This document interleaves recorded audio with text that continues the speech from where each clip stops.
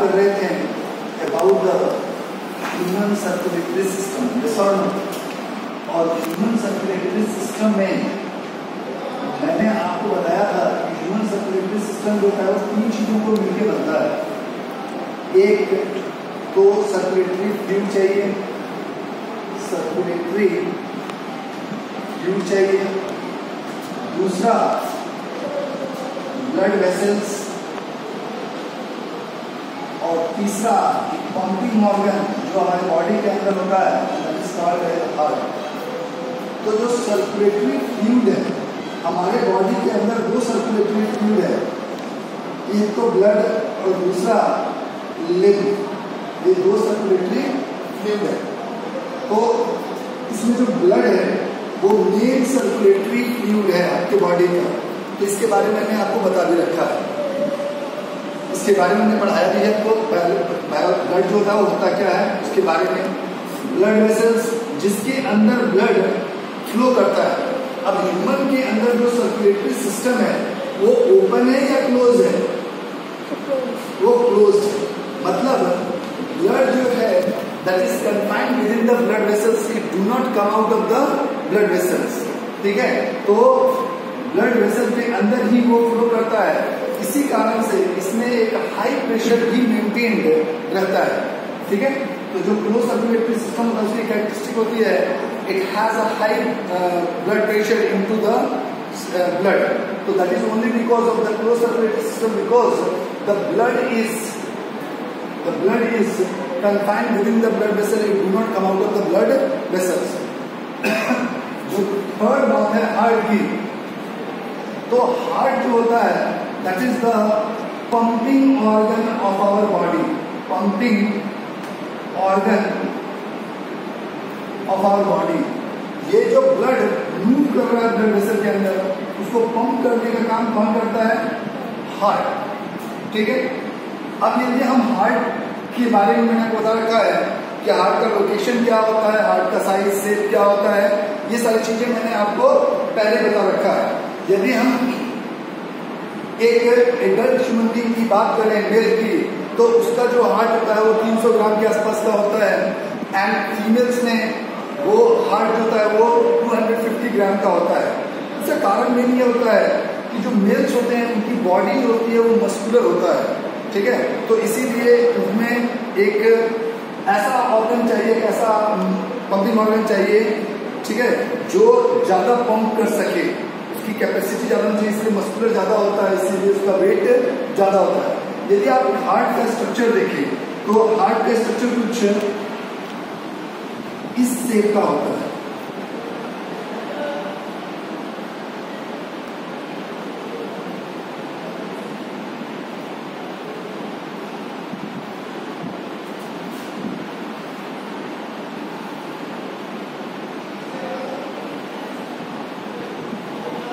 ये जो है this is the structure of the heart. इसमें हमारा हार्ट जो है आपको मालूम है दिस इज 4 चैम्बर्ड। जो हार्ट है वो क्या है? 4 चैम्बर्ड। अब इस 4 चैम्बर में this is called as right atria, this is right ventricle, this is left atria and this is left ventricle. तो ये आपके 4 चैम्बर हो गए, राइट एट्रिया, एट्रिया या इसे ऑरिकल भी कहते हैं।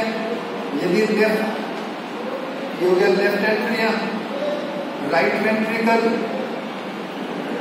Right ventricle and left ventricle. ठीक है, ये 4 पार्ट होते हैं। इसमें यदि हम हार्ट की बात करें तो हार्ट का जो पोजीशन है वो ये, ठीक है, तो major part of the body जो है इसके ऊपर है या इसके नीचे? नीचे है। ठीक है, तो major part of the body जो है वो नीचे है। तो इसमें जो major part of the body से ब्लड कलेक्ट करके लाता है, ठीक है, वो है inferior, this is called as inferior vena cava, inferior vena cava. जबकि ऊपर से जो बॉडी के ऊपर से जो ब्लड को कलेक्ट करके वेंट्रिकल आता है, that is called as superior vena cava. ठीक है। अब ब्लड जो है यहाँ पे इस तरीके से वाल्व होता है,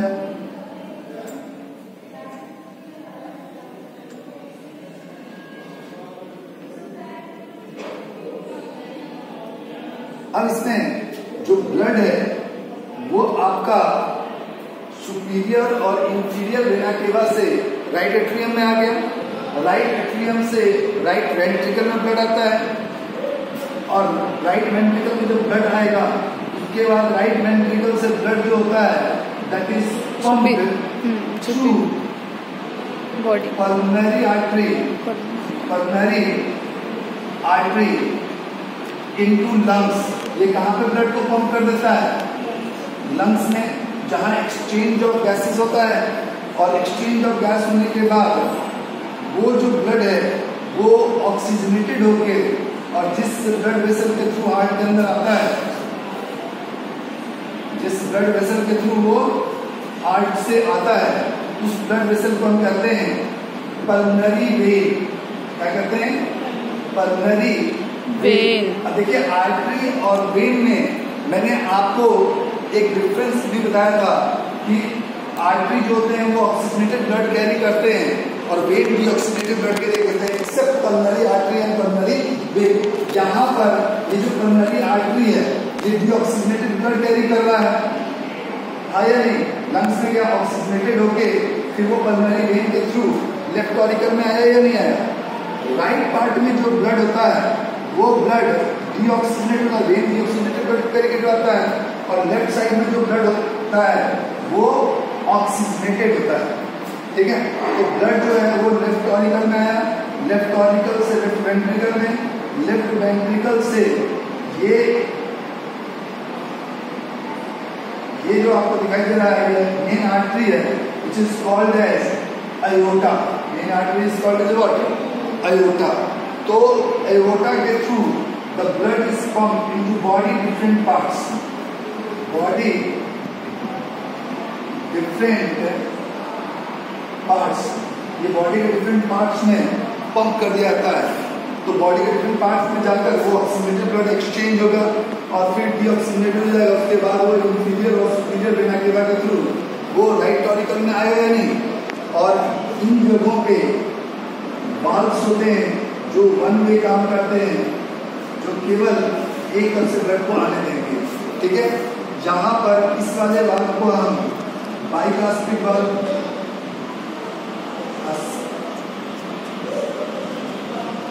बाइकास्पिड वाल्व, इसे हम ट्राइकास्पिड वाल्व के नाम से भी जानते हैं।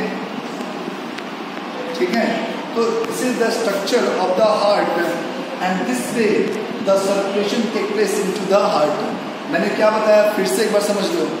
जो सुपीरियर और इंफीरियर वेना केवा होता है that collect the blood from the body different parts and that enter into the right auricle।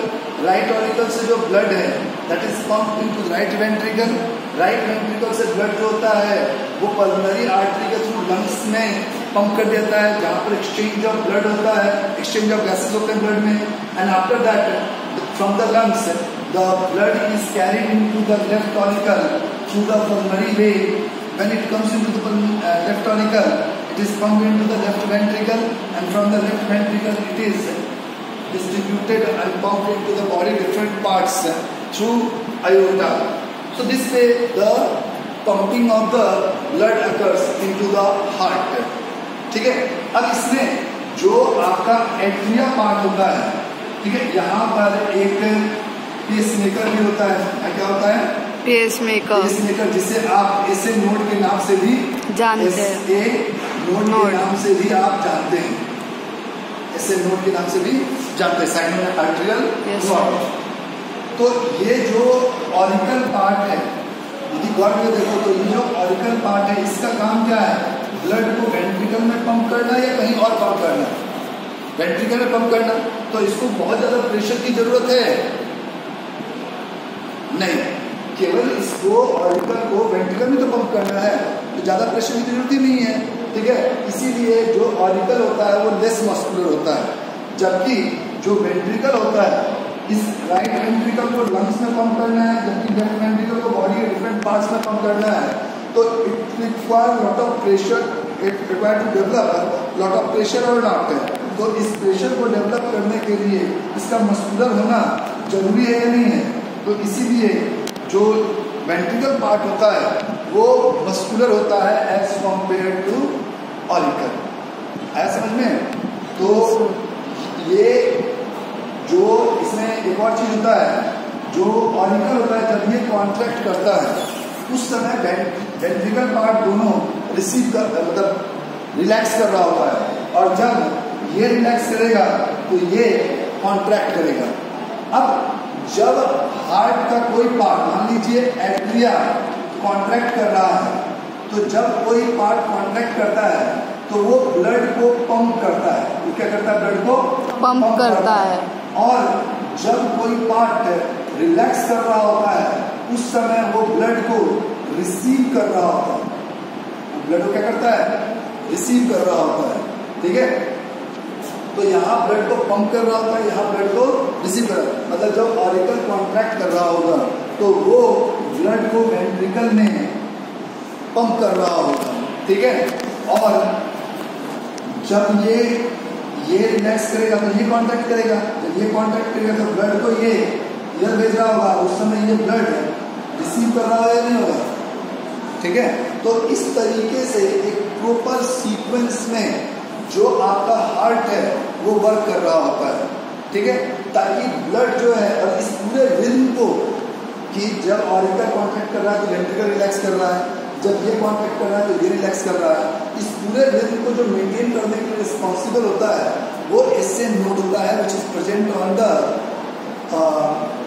Right atria at the junction of the superior and inferior vena केवा।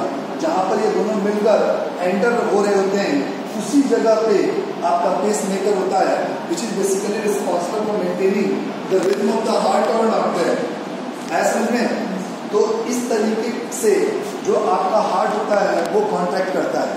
अब एक बात समझिए, जब हार्ट यहाँ पे ये कॉन्ट्रैक्ट किया, अब इसमें ये जो पूरा प्रोसेस है इसको मैंने कहा कि इसको रेगुलेट कौन करता है? पेस मेकर और एसए नोड।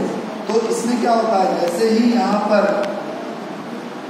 एक इम्पल्स जनरेट होगा और ये इम्पल्स यहाँ से एसए नोड से एबी नोड पे आता है, तो जब ये इम्पल्स यहाँ पे ट्रैवल कर रहा होता है उस समय ऑरिकल के अंदर कॉन्ट्रैक्शन होगा, और जब ऑरिकल में कॉन्ट्रैक्शन होता है दोनों में एक साथ कॉन्ट्रैक्शन हो रहा होता है, ठीक है, और उस समय दोनों में वेंट्रिकल में रिलैक्सेशन हो रहा होगा। उसके बाद ये जो एबी नोड है, यहाँ पे क्या होता है?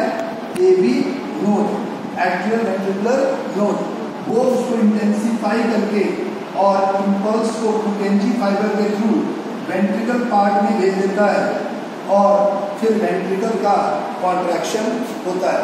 तो इस तरीके से एक प्रॉपर रिदम जो है दैट इज मेंटेन्ड और नॉट, यस सर, ठीक है। अब एक बात देखिए, यहाँ पर यदि आप देखें तो हार्ट है, यदि हम हार्ट बीट की बात करें या कार्डियक साइकिल की बात करें, हार्ट बीट और कार्डियक साइकिल की बात करें, तो आपको मालूम है कि हार्ट बीट एक नॉर्मल एडल्ट के अंदर, यदि हम बात करें तो वो 72 टाइम्स पर मिनट है।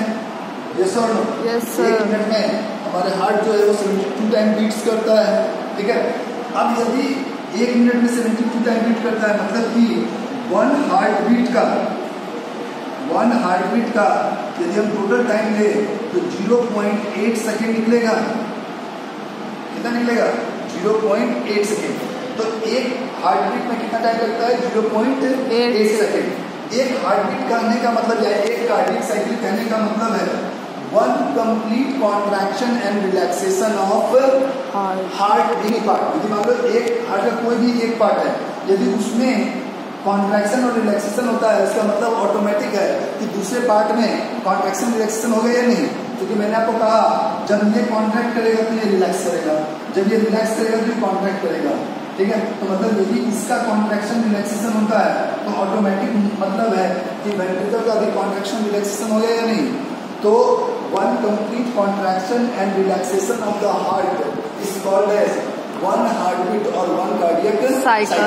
और एक कार्डियक साइकिल में जो टाइम लगता है वो 0.8 सेकेंड्स है। अब जो एक हार्ट बीट होता है, ठीक है, कार्डियक साइकिल के दिन देखें तो उसमें 3 चीजें इन्वॉल्व होती हैं। वो 3 चीजें कौन कौन सी हैं? One is atrial systole, atrial systole,